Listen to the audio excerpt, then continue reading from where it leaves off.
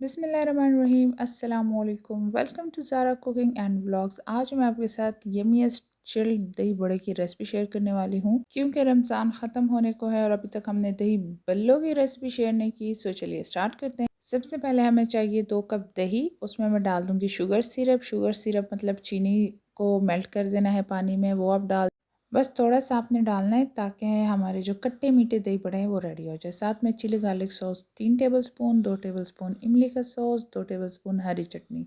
अच्छा, पता नहीं क्यों एमन यहाँ कैमरे में अपना थम्स अप दिखा रही थी। खैर, इसके बाद हम डाल देंगे इसमें 1 टेबलस्पून चाट मसाला और हाफ़ टी स्पून के करीब नमक।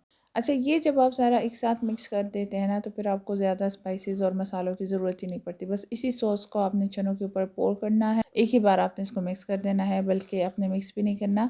इसको एज़ इट इज़ छोड़ दे। दही जैसे जैसे नीचे जाएगा इसमें सारे स्पाइसेस मिक्स हैं तो वो खुद ही इसमें मिक्स हो जाए।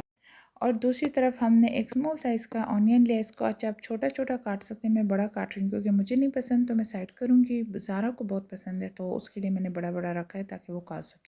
और अब इसमें मैं चिकपीस डालूँगी, क्यूकम्बर, कैरेट्स एंड कैप्सिकम। इन 3 चीज़ों को मैंने एक साथ मिक्स कर दिया था। इसको मैं बस एक ही बार में डाल दूँगी। साथ में ये बड़े हैं। अच्छा, बड़े बड़े इजीली बन जाते हैं बेसन, नमक और मीठे सोडे के साथ। और मैं इसकी इस तरह से पैकेट्स बना देती हूँ। बस अब आसानी होती है, आपने एक पैकेट निकाला, पानी में डाला। जब तक आप दही चना रेडी कर रहे हैं तब तक बल्ले भी आराम से पानी में सूख हो जाते हैं। बस इसको हमने स्क्वीज़ करना है। अच्छा, उससे पहले मैं चनों और वेजिटेबल्स के ऊपर थोड़ा सा नमक तकरीबन 2 पिंच और इसके साथ half tea spoon chaat masala, बस ये मैं इसमें डाल के अच्छे से इसको मिक्स कर दूँगी ताकि थोड़ा सा इसमें भी फ्लेवर आ जाए। इसके बाद जी हम इसमें बॉयल आलू डाल देंगे। इसको मैंने बॉयल कर दिया। मीडियम साइज़ का एक आलू था और उसको मैंने छोटा छोटा काट के बस जिस तरह नॉर्मली दही बड़ों में डाला जाता है उस तरह करके आपने इसमें वो मिक्स कर देना है। अगर आपको स्पाइसी पसंद है तो आप इसमें हरी मिर्चें बढ़ा सकते हैं, ठीक है, वो आपकी मर्ज़ी है। ज़ीरा लोग डाल देते, लेकिन जब मैंने इमली का सॉस बनाया तो उसमें ऑलरेडी मैंने ज़ीरा और ये सारी चीज़ें डाली हुई हैं तो वो इनफ है।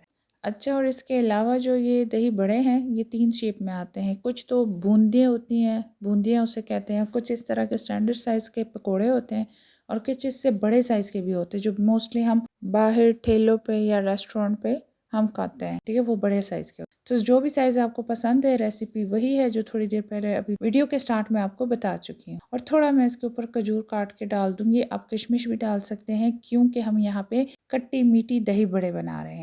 अच्छा, मैं इसको स्पाइसी नहीं रखती क्योंकि इफ्तार के बाद फ़ौरन हम दही बड़े खाते हैं और अगर उसमें ज़्यादा मिर्चें हों तो फिर वो नहीं खाई जाती, तो इसलिए हम कम स्पाइस रखेंगे। अच्छा, इसके अलावा आपने मुझे कमेंट में ये ज़रूर बताना है कि आपके यहाँ इसको दही बड़े कहा जाता है या दही बल्ले कहा जाता है। इस पे काफ़ी बड़ी डिबेट चल रही है तो मैंने कहा चले आपसे पूछ लूँ कि आपके यहाँ इसे क्या कहा जाता है। क्रीमी से दही जो था हमने इसके ऊपर डाल दिया है सारे बैटर के ऊपर। और अब मैं इसे गार्निश करूँगी चिली गार्लिक सॉस, ग्रीन चटनी एंड इमली चटनी के साथ। सो बस जी दही बड़े हो गए हैं रेडी। मैं आपको थोड़ा सा यहाँ मिक्स करके दिखा देती हूँ। बहुत ज़्यादा क्रीमी और यमी बन के तैयार हुए थे। इसको अपने फ्रिज में रखना है, ठंडा ठंडा इफ्तार पे सर्व करना है। मुझे अपनी दुआ में याद रखना है। अल्लाह हाफ़िज़।